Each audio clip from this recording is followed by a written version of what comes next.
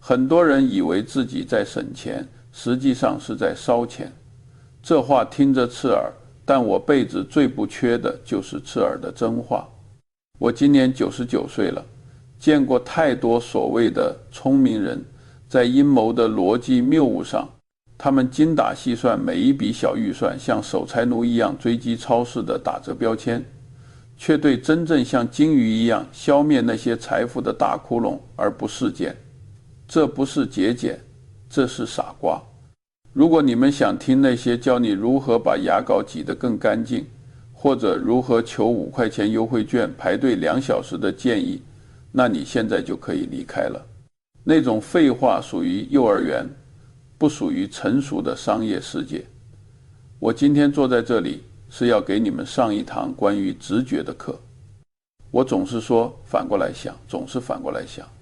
如果你要让自己在晚年净化灵魂，净化平庸，净化晚年凄凉无助，最好的办法是什么？不是去赌博或者吸毒，那些太极端了。最清醒、最有效的方法，就是把你的全部精力和智慧都耗费在那些微不足道的省钱战役上，从而彻底忽略了提升价值、规避风险和长期复利。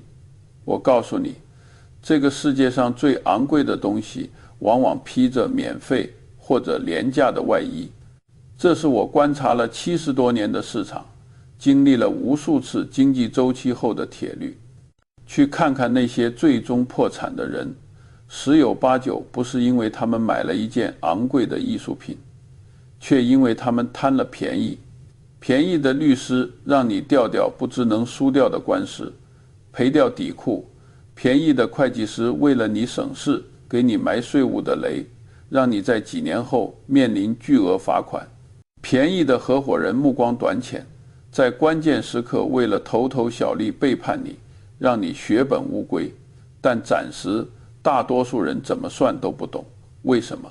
因为人性深处有一个致命的缺陷，我们对眼前的小数字极度敏感，却对未来的大数字极度麻木。让一个人省下100块钱，他能高兴半天，觉得这就是赚到了。但如果你告诉他，因为他选择了一个错误的保险条款，10年后他的家庭可能要承担5万的风险，他完全没有感觉。他的大脑自动浮现出那巨大的未来的损失，只盯着这100块的收益。这就是为什么穷人越来越穷，这不是命运的不公，这是认知的不公。他们的注意力就像聚光灯一样，死死地打在错误的地方。我曾见过有人为了省5块钱的停车费，绕着街区转了半个小时，还在那里沾沾自喜。在他们的账本上，这5块钱是实打实的节省，但在我的账本上，这已达到巨额亏损。为什么？因为他们默认了自己的时间一文不值。如果你花1小时省下5块钱，你就在向全世界宣告，你1个小时的生命价值仅限于10块钱的规定。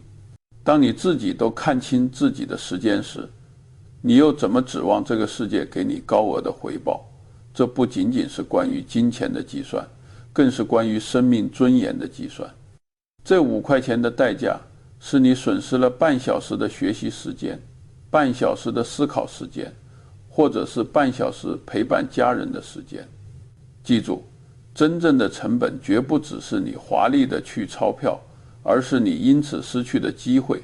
这就是经济学里最基础也最容易被遗忘的概念——机会成本。明白了这一点，才是你理解财富的真正开端。让我们更深入地谈论工具。如果你是一个木匠，你会为了省钱给你的轮胎换上拖拉机的轮胎吗？我希望大多数正常人都会说不。但在现实生活中，我看到无数的人正在做同样荒谬的事情。花1000块钱买了一件便宜货，用了3年坏了，又花1000块买了新的，又坏了。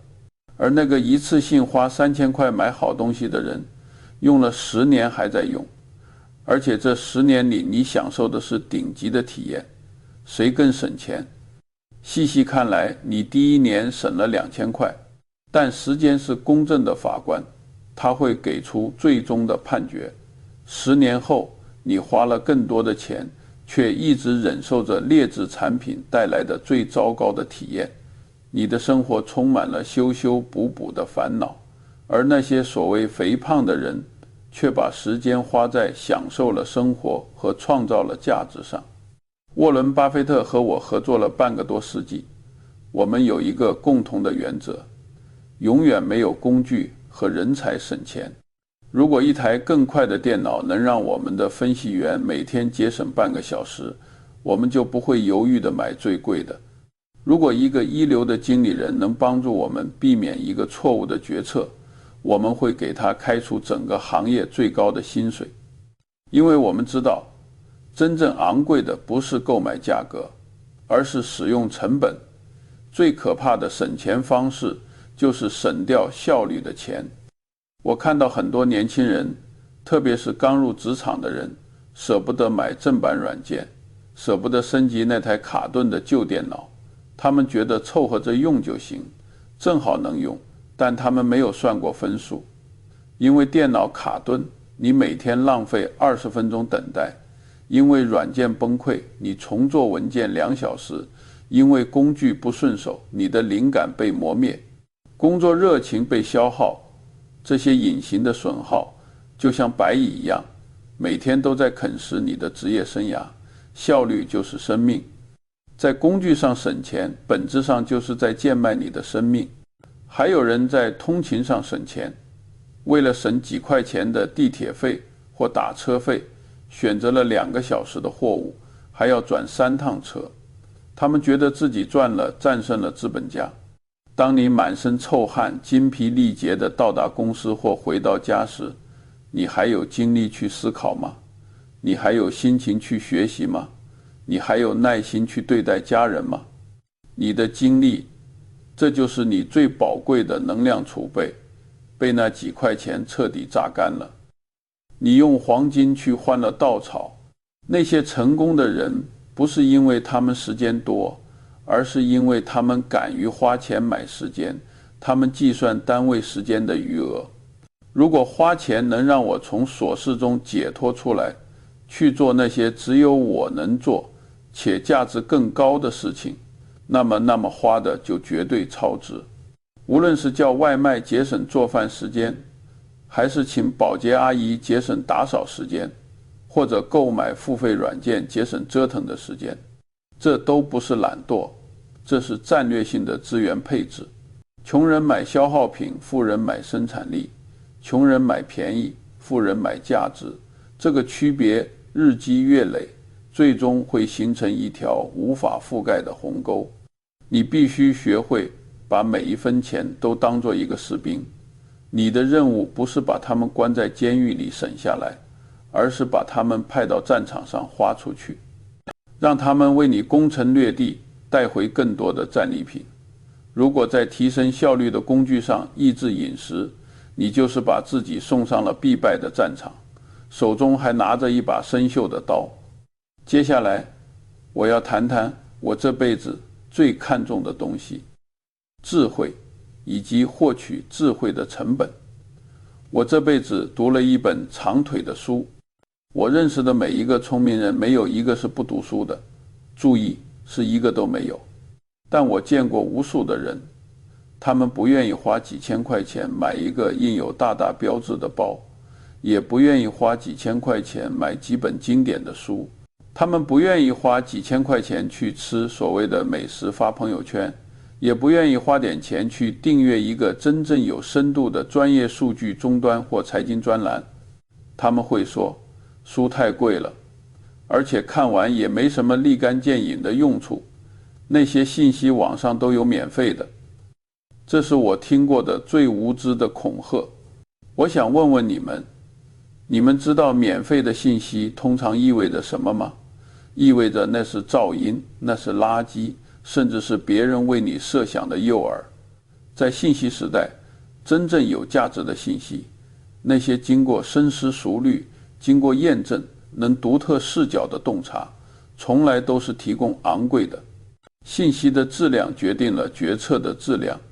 如果你每天承认的都是免费的垃圾新闻、情绪化的短视频、毫无逻辑的八卦，你的大脑就会变成一个垃圾场。基于垃圾场做出的投资决策、职业规划怎么可能正确？最可怕的省钱方式就是省掉学习的钱。知识是唯一一种会产生复利的资产。你今天学到的一个思维模型，可能在10年后的某个关键时刻，帮助避免一次灭顶之灾，或者帮助抓住一个改变命运的机会。这种回报率是几千倍、几万倍。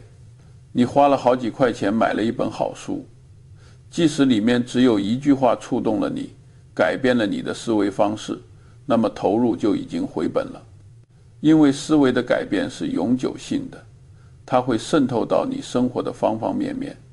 大多数人都看不到这一点，因为他们只看得到眼前的花费，看不到未来的回报。这就是典型的线性思维。而世界是指数级发展的，还有人在教育上省钱，选择便宜的培训班，找便宜的老师，甚至为了省学费让孩子更好地放弃学校，他们以为省钱几十万哑巴至极。教育的本质是阶层的跃迁，是视野的视野。你省下的那点钱，将来你的孩子要花10倍、100倍的代价去弥补认知的缺陷，甚至他们可能永远都没有机会弥补了。我活到这个岁数，最大的开销之一就是获取优质信息并结交智慧的大脑。我和沃伦如果想了解一个行业，我们就会找这个行业里最顶尖的专家，付钱请他给我们讲课。我们绝对不会去网上搜那些免费的分析报告，因为我们知道一手的信息、深刻的洞察是无价之宝。如果你在提升判断力上省钱，你就是在拿自己未来的玩笑。一个错误的决策能够支撑你10年的辛苦工作，而正确的一个决策让你少奋斗10年。你说短暂学习的钱该不该省？让我们把目光转向你们的身体，这是你们在这个世界上赖以生存的唯一载体。在这个省钱的领域，不仅仅是傻瓜，简直就是自杀。我看到很多人，特别是自以为精明的一些中产阶级，他们舍不得做全面的检查，觉得那是医院在骗钱。他们舍不得看好的牙医，觉得忍一忍就过去了。他们舍不得买优质的食物，觉得填饱肚子就行，舍不得买足额的健康保险，觉得那是给保险公司送钱。他们省下来的钱大概能有几千块、几万块吧。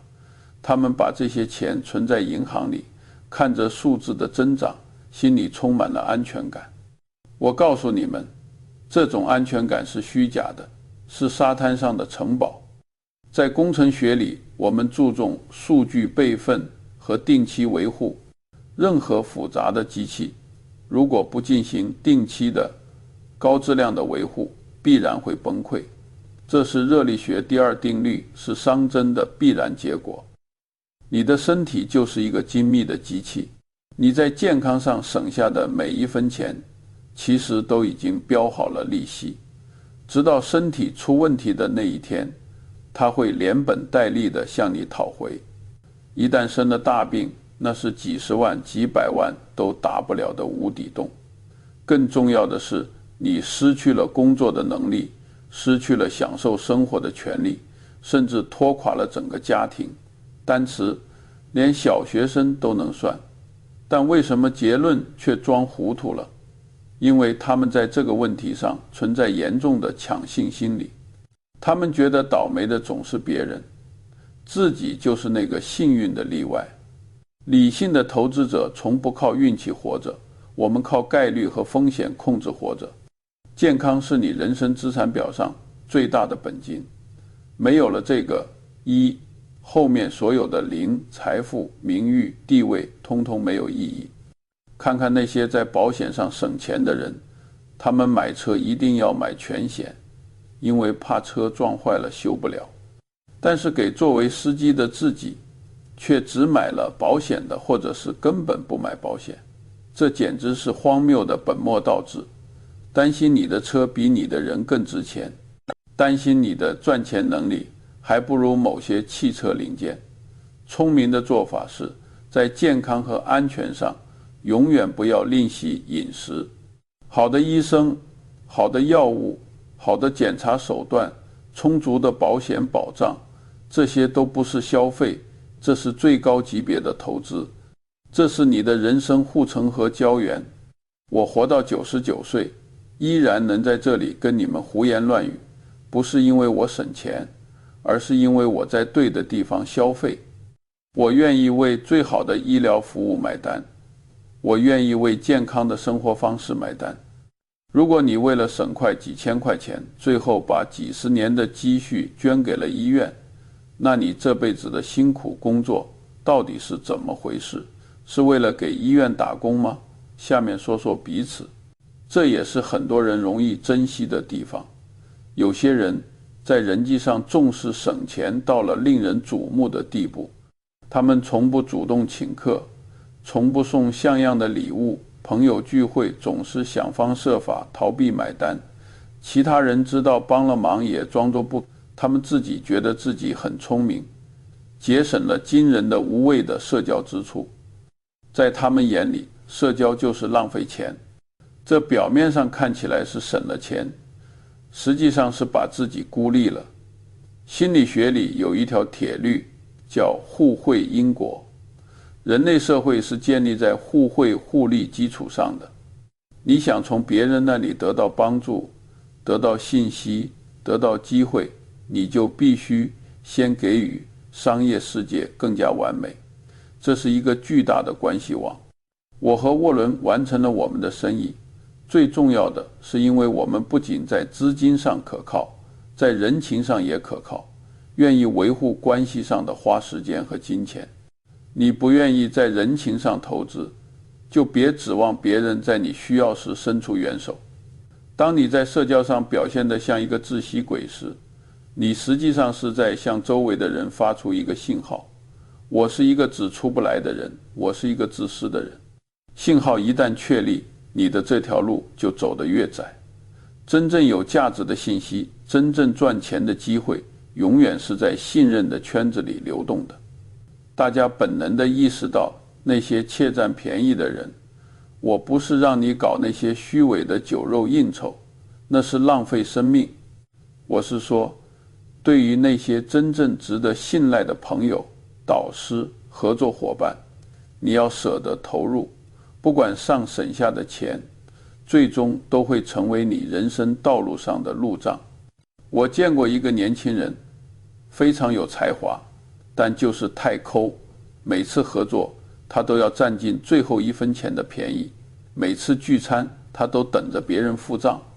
结果呢，等到他想创业融资的时候，没有一个人愿意帮他，因为都知道跟他合作只有他吃肉，别人连汤都喝不到。他的才华最终导致了他的吝啬。相反，那些分配利益、感恩回馈的人，平时多花了一些钱，但他们建立了一个强大的支持系统。当风暴来临时，这个系统能够保护他们；当机会来临时，这个系统能够举起他们。这也是一种投资回报率，而且这往往是比股票投资回报率更高的一种投资。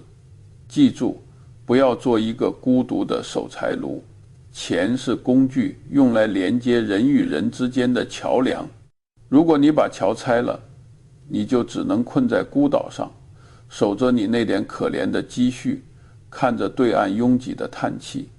最后，我要谈谈专业服务的问题，这也是很多人省小钱吃大亏的重灾区。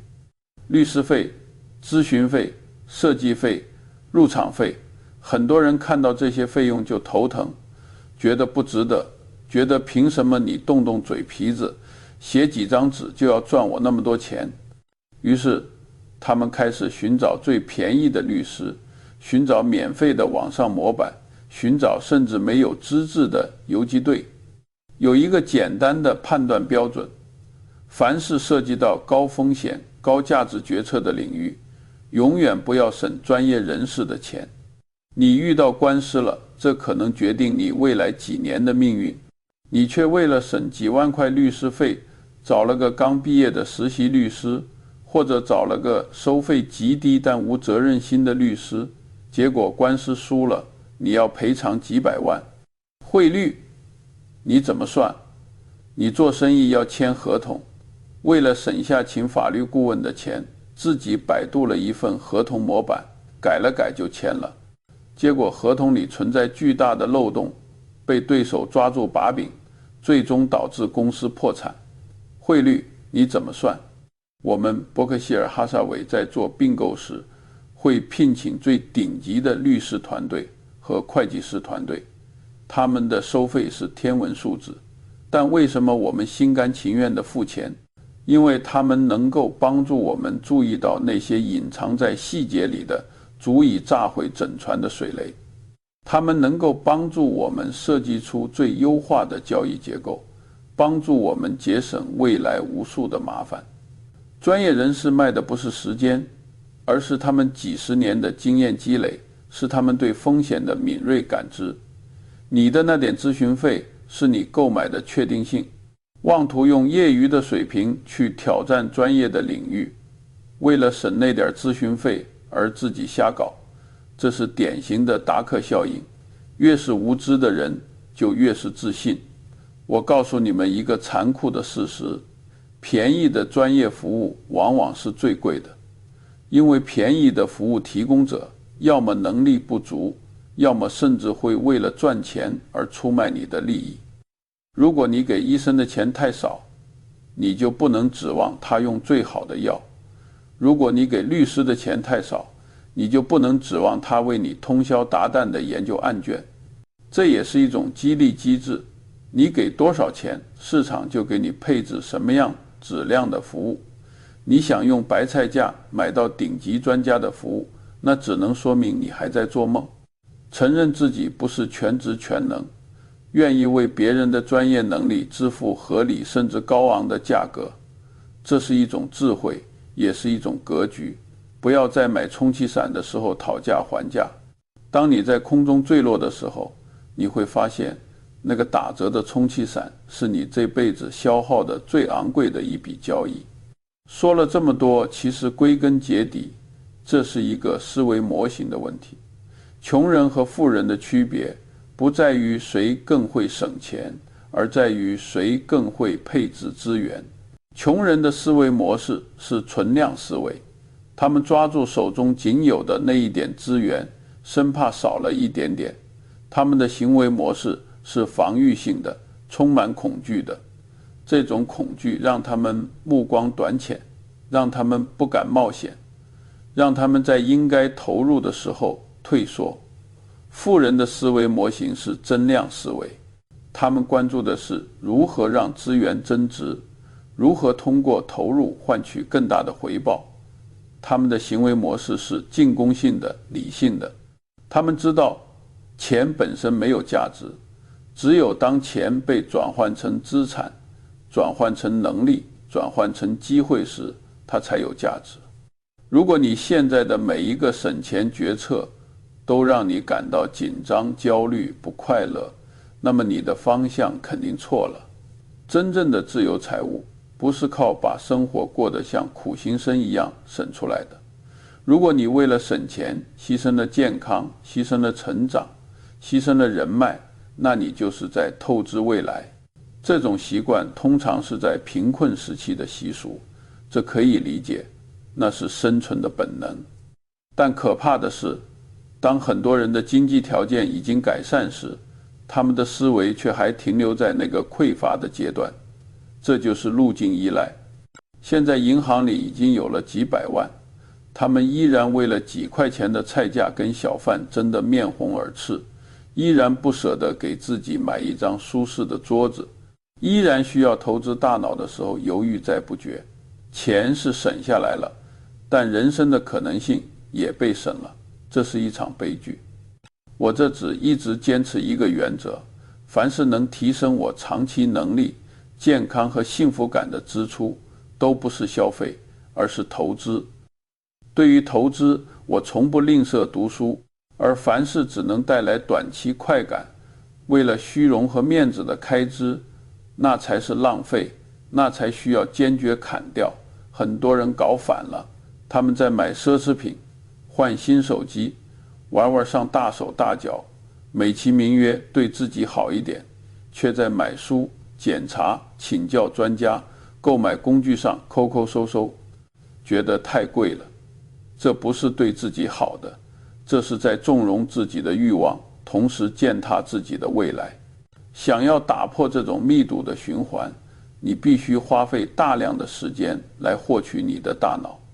当你想省钱的时候，先问自己3个问题：我节省了短短的钱，它的代价是什么？是我的时间、健康还是机会？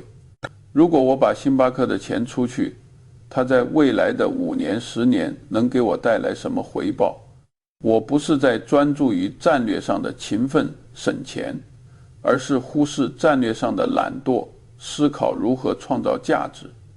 如果你能诚实地回答这3个问题，你就不会再做那些捡起芝麻丢西瓜的傻事了。